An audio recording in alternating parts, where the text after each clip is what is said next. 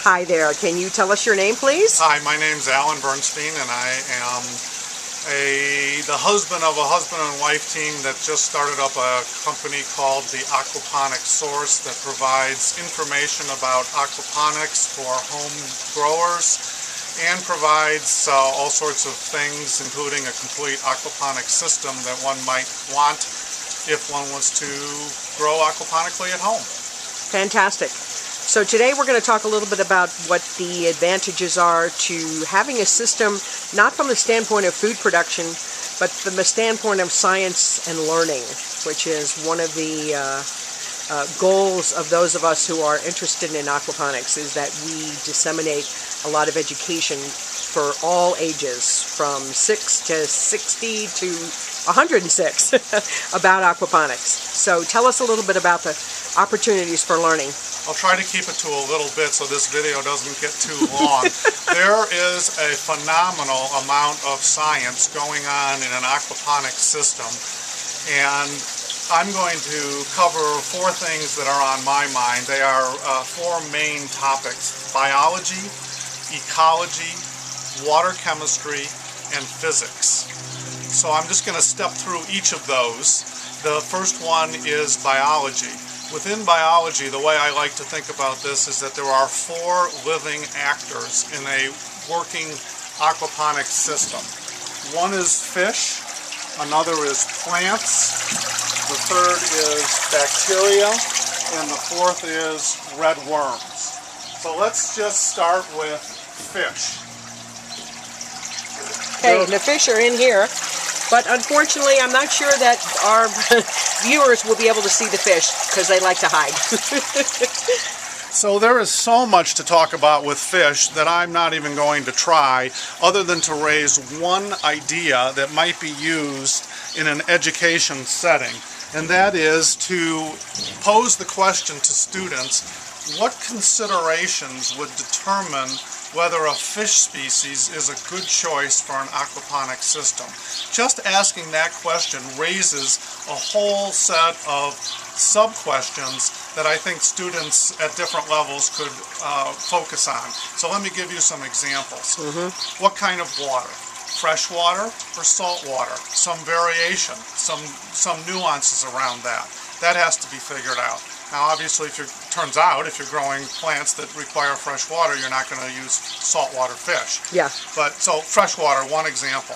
Right. Another example, the size of the fish has to be taken into account. Obviously you can't grow sharks in a 60-gallon tank, but you'll want to consider how large these whatever species you consider end up being.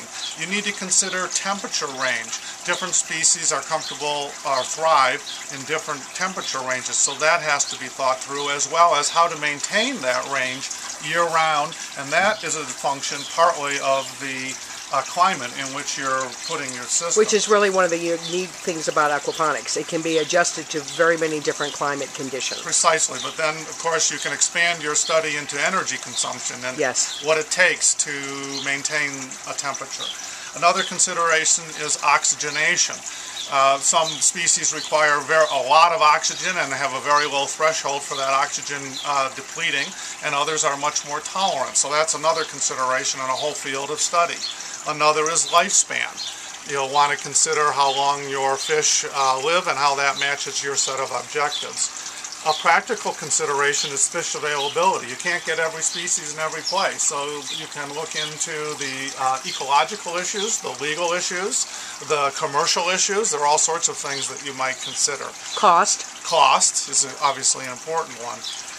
And last on my list is your intentions for the fish. You may choose them because they're beautiful, like koi. You may choose them because of the temperature they like to live in, or you may choose them because you wish to harvest them for food.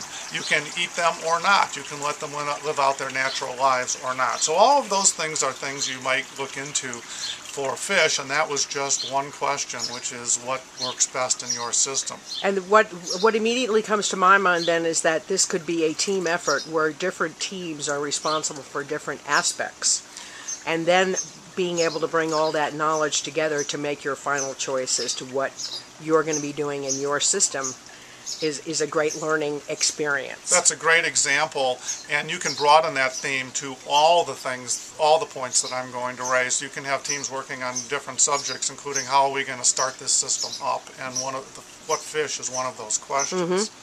So the first actor was fish, the second actor is plants. So let's talk briefly about plants. First question you might ask is what types of plants work best? Are there kinds of plants that will not grow in media like this in a flood and drain system? Flood and drain, water goes in, water's drained out.